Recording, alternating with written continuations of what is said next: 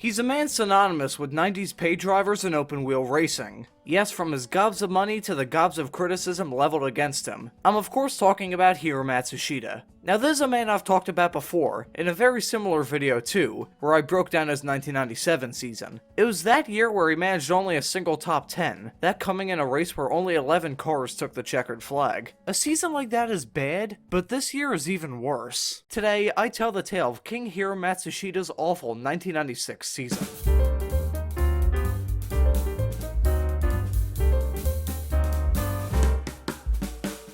He would drive for Pain Coin Racing in '96, partnering Brazilian F1 veteran Roberto Moreno. Now in my video about Hiro's 97 season, I said that he was with Hiro Wells Racing for '96. This was incorrect and I blame my dyslexia for that. Now at this point in time, Dale Coin Racing was entering what I call the team's gold digging phase. But while the gold diggers you see on pretty much every YouTube prank channel nowadays mainly do it out of greed, Dale Coin Racing was doing it out of necessity. If it wasn't for the litany of pay drivers Dale Coin has hired over the years, the team won't exist as we know it today. Despite that previous statement, 96 would actually be a big year for the team. Whereas in previous years they had anywhere from 3 to sometimes 8 drivers racing for them in the span of just 1 year, 96 saw both Matsushita and Moreno complete the full schedule. It's surely not the most flattering fact, but it's pretty much the only silver lining to come from this year. 96 would be Hiro Matsushita's only year with the team, and it wouldn't be a bed of roses.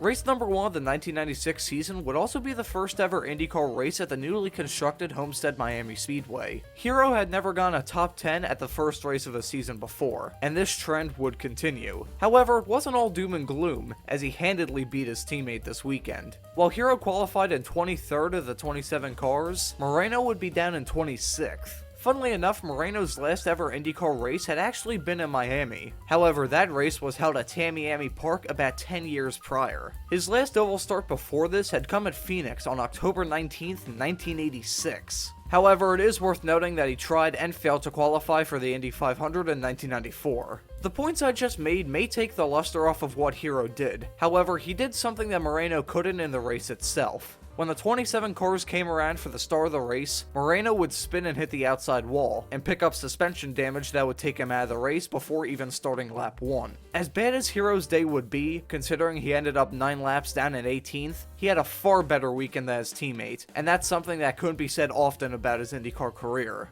The second race of the 96 season would be the inaugural race in Rio, and it was a really bad weekend for Hiro. He'd qualified 20th, getting smoked by Moreno. Speaking of getting smoked, he would smoke an engine after only 53 laps. So the first 2 races of the 96 season were definitely a mixed bag, with one race being good and the other being bad. But when the series rolled up to Surfers Paradise for race number 3 of the season, Hiro would end up having his best race of the 96 season.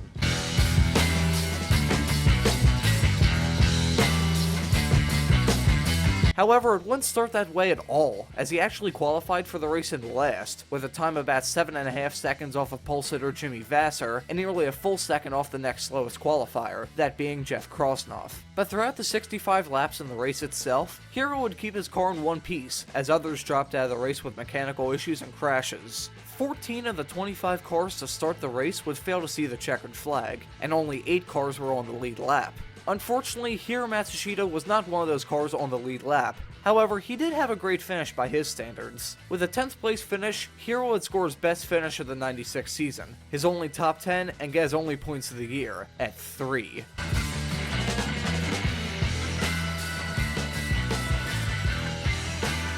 Hiro would be quickly brought back down to earth, as Long Beach sucked. After completing just a single lap, Hiro retired with mechanical issues and was left in last. Nazareth would also suck, where after starting last, suspension damage took him out of the race after only 19 laps, leaving him in last place yet again. The first ever US 500 would be a slight reprieve for Hiro, as he was one of only 11 cars to see the finish. That may seem good on paper, but considering he was 33 laps down by the finish, he'd be classified in 14th. Parker Johnstone, Christian Fittipaldi, and Greg Moore all finished ahead of him, despite not even seeing the checkered flag themselves. It was still the first race Hiro had finished since March, so although it wasn't brilliant, Hiro left Michigan happy, and considering how that race was, he might have been the only person leaving Michigan happy that year. It would be a return to hard times in Milwaukee, as he'd start last and finish last after exhaust issues took him out early. He'd finish 19th in Detroit before blowing a motor in Portland. This cycle of finished then DNF would continue in the next 4 races of the kart's season. He would finish 5 laps down in Cleveland, then have a water pump fail on him in Toronto, finish 15th in Michigan, before crashing in Mid-Ohio. After Mid-Ohio, the cycle finally came to an end, albeit it didn't turn into anything positive. The final 3 races of the 96 season were poor for Hiro, seeing him have transmission issues in Road America, finish last of the running cars and 15th in Vancouver, and finally blown engine in the season finale at Laguna Seca.